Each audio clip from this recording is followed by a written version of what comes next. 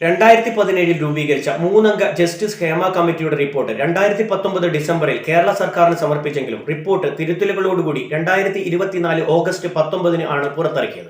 Committee കണ്ടെത്തിയ മലയാള ചലച്ചിത്ര മേഖലയിലെ സ്ത്രീകളോടുള്ള വിവേചനത്തിന്റെയും ചൂഷണത്തിന്റെയും ലൈംഗിക അതിക്രമങ്ങളുടെയും ഞെട്ടിക്കുന്ന പല വിവരങ്ങളും വെളിപ്പെടുത്തിക്കൊണ്ടാണ് റിപ്പോർട്ട് പുറത്തിറങ്ങിയിട്ടുള്ളത്.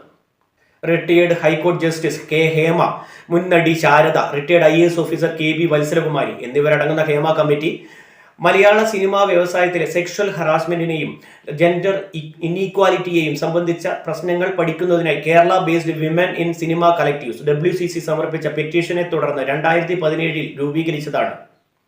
കൊച്ചിയിൽ നടിയെ തട്ടിക്കൊണ്ടുപോയി ലൈംഗികമായി പീഡിപ്പിച്ചുവെന്നാരോപിച്ച് മലയാളത്തിലെ ഒരു വനിതാ താരം രംഗത്തെത്തിയതിന് പിന്നാലെയാണ് WCC നിലവിൽ വന്നത്. ഹേമ കമ്മിറ്റി റിപ്പോർട്ടിലെ കണ്ടെത്തലുകൾ വളരെ ഗൗരവമായി കാണേണ്ടത് തന്നെയാണ്. ലൈംഗികാതിക്രമം നടത്തിയെന്ന് തെളിഞ്ഞാൽ കുറ്റക്കാർ ശിക്ഷിക്കപ്പെടുക തന്നെ വേണം.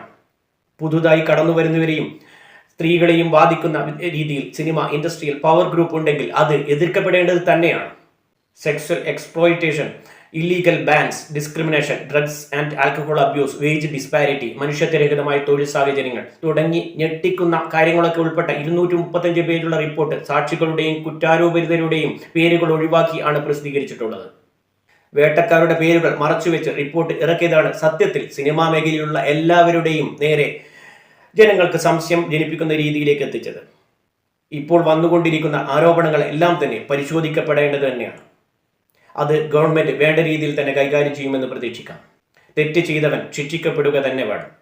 പല നടിമാരും ഇപ്പോൾ ആരോപണങ്ങളുമായി മുന്നോട്ട് വരുമ്പോൾ അതൊക്കെ വളരെ മാന്യമായ രീതിയിൽ പരിഗണിച്ച് അന്വേഷണം നടത്തേണ്ടത് തന്നെയാണ്. അവർ എന്തുകൊണ്ട് ഇപ്പോൾ പറഞ്ഞു, എന്തുകൊണ്ട് ആ സമയത്ത് പ്രതികരിച്ചില്ല, അല്ലെങ്കിൽ അത് കഴിഞ്ഞു വരുന്ന ദിവസങ്ങളിൽ പരാതി നൽകാമായിരുന്നല്ലോ, ഇങ്ങനെയുള്ള എല്ലാ സംശയങ്ങളും ജനങ്ങൾ പ്രകടിപ്പിക്കുന്നുണ്ടെങ്കിലും സത്യത്തിൽ ഇത്രയും വലിയ പീഡനങ്ങൾ അനുഭവിച്ചിട്ടുള്ളതാണെങ്കിൽ ഈ ഒരു അനുകൂല സാഹചര്യത്തിൽ അവർ എല്ലാം തുറന്നു പറയേണ്ടത് തന്നെയാണ് എന്നാണ് എനിക്ക് പറയാനുള്ളത്.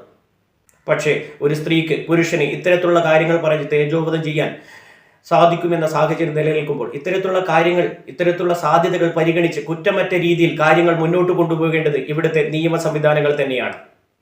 തെറ്റ് ചെയ്തവർ ശിക്ഷ അനുഭവിക്കുക തന്നെ വേണം.